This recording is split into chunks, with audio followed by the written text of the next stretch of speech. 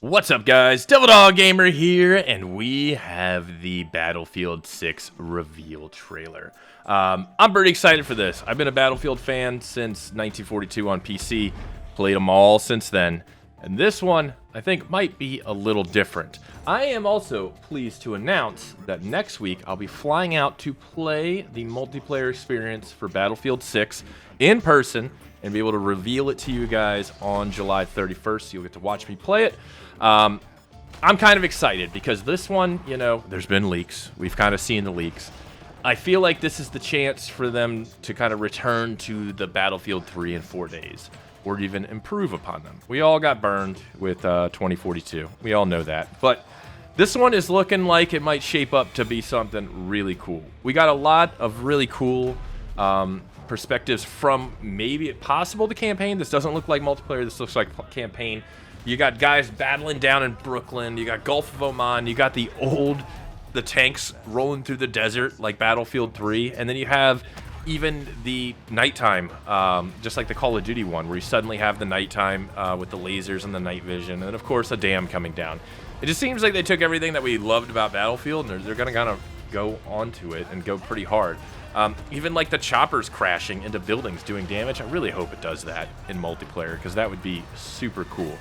I didn't see anything colorful, no crazy skins, no weird operators. We're all kind of tired of that stuff. To be honest, I think we're all on the same page, right? These crazy looking Call of Duty operators are like no fun, and we don't like them anymore. But it looks pretty cool so far. Like, just the little teaser is getting me like, all right, let's see what this is about. Like, you know, I'm gonna see it soon, and I'll tell you guys exactly how I feel about it. But the one thing that drove me kind of nuts, and I get it from a marketing standpoint, right? So it's NATO, just in the story there, it's NATO versus a PMC group, right? That's the story. There's some kind of battle going on between the NATO and a PMC group. I feel like that's a bit of a cop-out. We all know what the world climate is like today. I think we all know where the battle lines are already drawn. I think this is done in avoidance to upset certain groups as being the bad guys in the story. And it's a safe route. I don't like safe routes. We shouldn't have safe routes. I understand we need sales in China. I understand you need sales in Russia. But I mean, if you're going to have NATO versus anybody, I mean, the writing's on the wall, my friend. The writing's on the wall. So I feel like, listen, we need a campaign. The campaign for Battlefield 3, 4, 2, Bad Company 2, Bad Company, dope, awesome, especially Battlefield 3.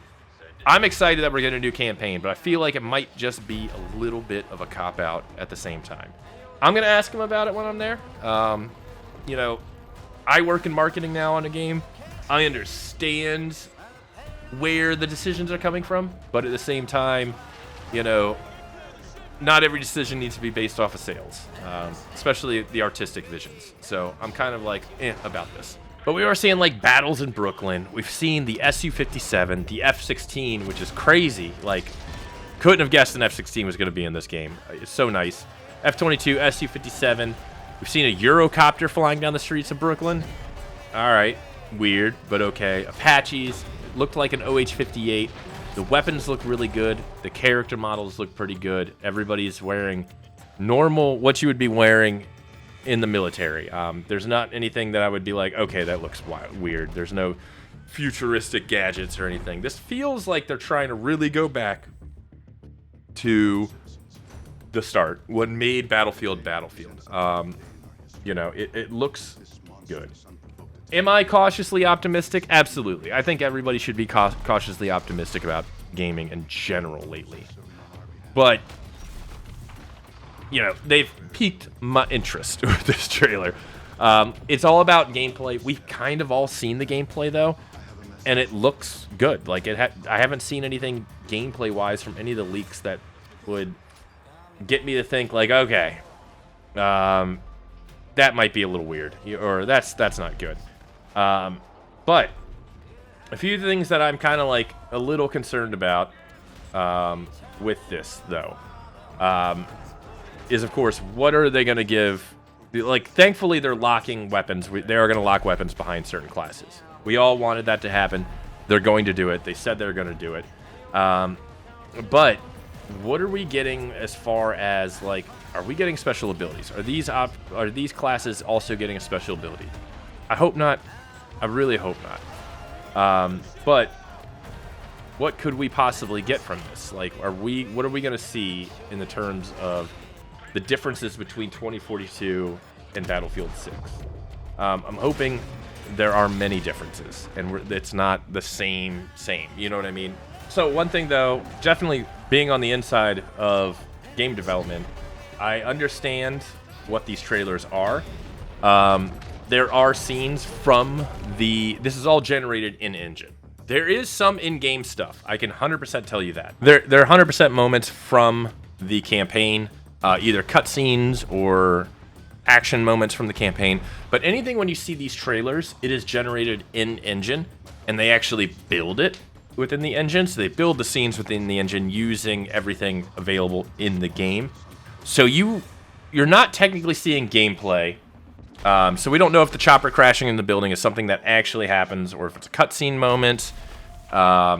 You know, we don't know. We don't know if that's something like that happens with helicopters. They just crash into buildings and it takes it out. I'm going to be the first one to test it, but we don't know. So that's basically how these trailers work. Is they take the assets, they build it within the engine with little splines and all that other jazz, and using all the tools, and they create a trailer out of it. But some of it is the campaign stuff. We haven't really seen multiplayer gameplay other than the leaks.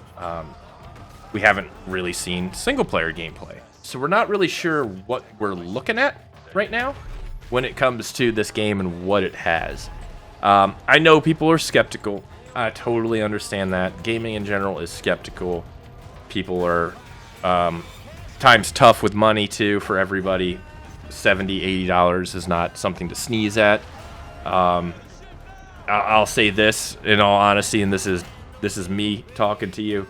If $70 or $80 is too much for a game that you're really excited for, please get everything else in order before you even worry about gaming. Like, that's your first sign that there's a problem. That's just general financial me tips to you. I see it all the time in Steam comments. People are like, oh, this is too much money for me.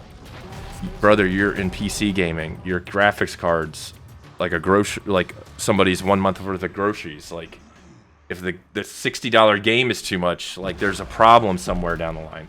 That's just in general. But I get the understanding of now, you know, too, that, like, games are expensive, man. Like, you don't want to waste money on something you're not going to enjoy. If you're not going to get a couple hundred hours out of it, you're not going to enjoy it. You know, it's a waste of money at that point. So I understand everybody's apprehension, and I totally get it. I think we should be apprehensive now, especially, you know, indie games. Support indie games all you want. Games without publishers, without stuff. Help them. Keep them going. Indie games are where, you know, some of the greatest innovations are done, because they can be bold. These AAA studios, though, I get it. You want a finished product. You want something that works, that plays well, because they have the money, they have the backing, they have the talent. They should be able to deliver it. It's a given. It's like a car coming off of a Ford line. Should work, you know, when you get it, you know. So I'm excited to see what we get from this. I'll say the trailer has piqued my interest.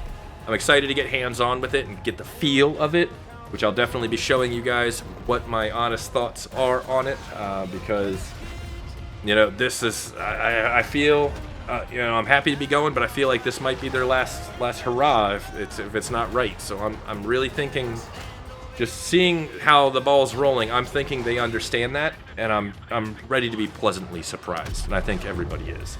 So I want to know what you guys think. What do you guys think of Battlefield 6? What do you guys think of the trailer, and the reveal? Is there anything you would like me to test when I'm actually having hands-on of it and get my opinion on? Let me know. Let me know down in the comments below. Talk to you guys later. Peace.